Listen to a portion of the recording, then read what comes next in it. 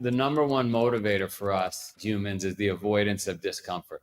And it's kept us alive on the planet for a long time. We don't fall off cliffs. We don't freeze to death, right? We don't melt because we're constantly avoiding discomfort, consciously and subconsciously.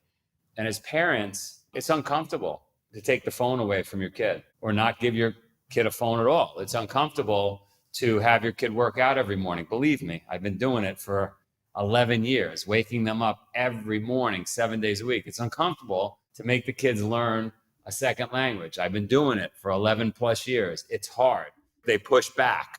People think you're nuts. We don't want to be uncomfortable, but we're not raising friends. Like, our goal isn't for them to like us and end up living in the basement, uneducated and not being able to move forward. Like, we're raising adults.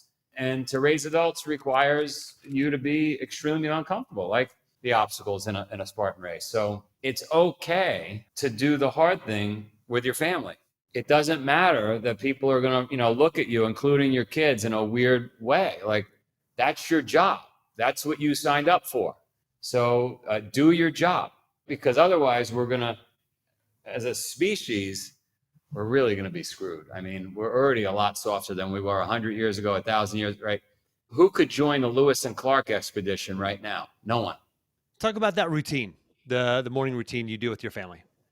Yeah, so early in the morning, I wake them up. This morning, no exception, right? I get up before 5. I try to get a half-hour workout in before I wake them up.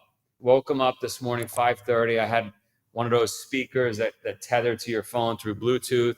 I started playing some really hard, heavy metal music, got the dog barking, turned the lights on, and I start pulling kids out of their bed, and it's a battle.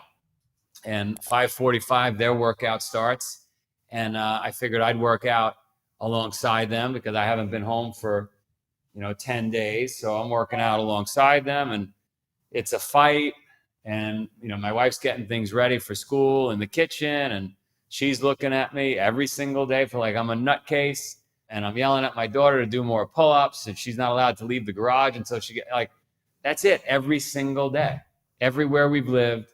And invariably, as crazy as this sounds, because I know you're listening or watching this thing and you're like, this guy's nuts. Everywhere we lived in Japan as a family, we lived in Singapore, we lived in Vancouver, we lived in Boston, we lived in Vermont. Everywhere we've lived, families that live near us drop their kids off with me in the morning. I don't ask them to. They start finding out from my kids. They work out in the morning. Before you know it, the other parents are pushing off the workload of that fight to me because they don't want to deal with it because it's uncomfortable. Again, this was normal years ago. This is not abnormal. It was normal for humans to wake up and forage for food. By the way, if the kids really focused on the workout I give them, it would take them like 7 minutes to finish what I asked them to do. But instead, right, they're kicking and they're screaming, they don't want to do it. And so it takes 45 minutes. But they're fit. And when the school has a 1-mile running test, all of a sudden, my kid wins it, not because he runs it, because they just get up and exercise every day. It's not even that hard to win these things anymore.